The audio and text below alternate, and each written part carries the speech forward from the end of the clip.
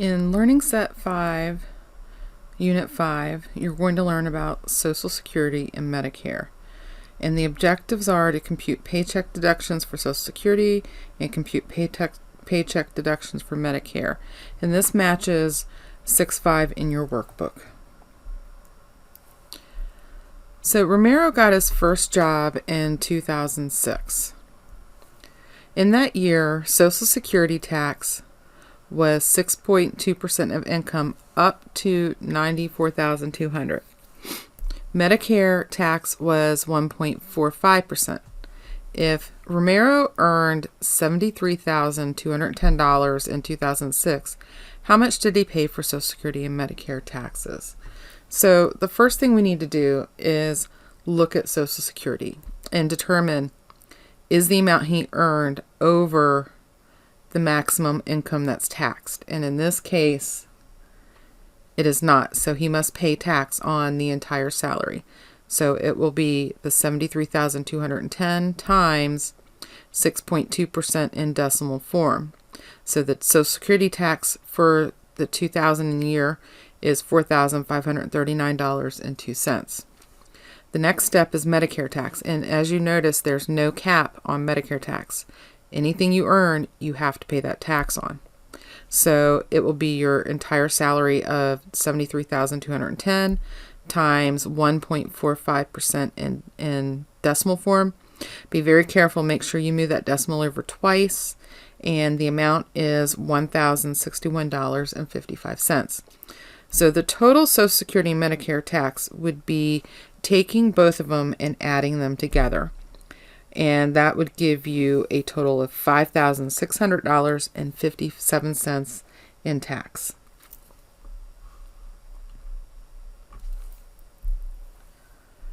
In example 2, express the Social Security tax for 2006 as a piecewise function. Now remember, from example 1, Social Security tax for income up to $94,200 is 6.2%.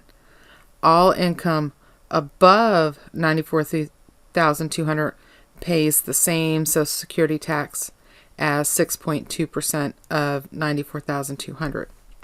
So we're going to let X equal income, and we're going to first set up an equation for income up to $94,200.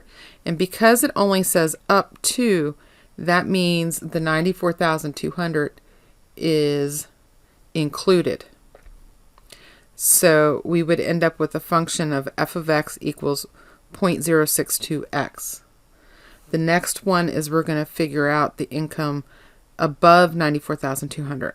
So that means they're just going to pay a flat rate of 6.2% times $94,200 because they don't tax any additional income that is over it. And then we will take the two functions and put them into our piecewise function, f of x. The first one is 0.062. Don't forget to write your condition. So from $0 less than x to less than or equal to $94,200 is when you would use that function. Anything where x is above $94,200 would result in a Social Security tax of $5,840.40.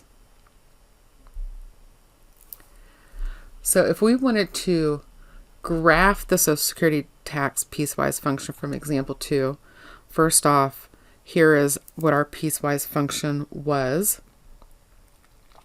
And from there, the first part would just be a constant line going up because our slope is constant. It doesn't change. Nothing's added to it. So it would start at 0 and go all the way up to $5,840.40.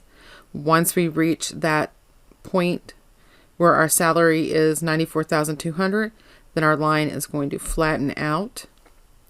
And what happens is we end up with a cusp at the point $94,200, $5,840.40. Now remember, a cusp is a sharp turn in a graph. So at this point, 94,200 and 5,840.4, that is where our cusp is. In the next example, and the last example, in 1988, Social Security tax was 7.51% to the maximum income of $45,000.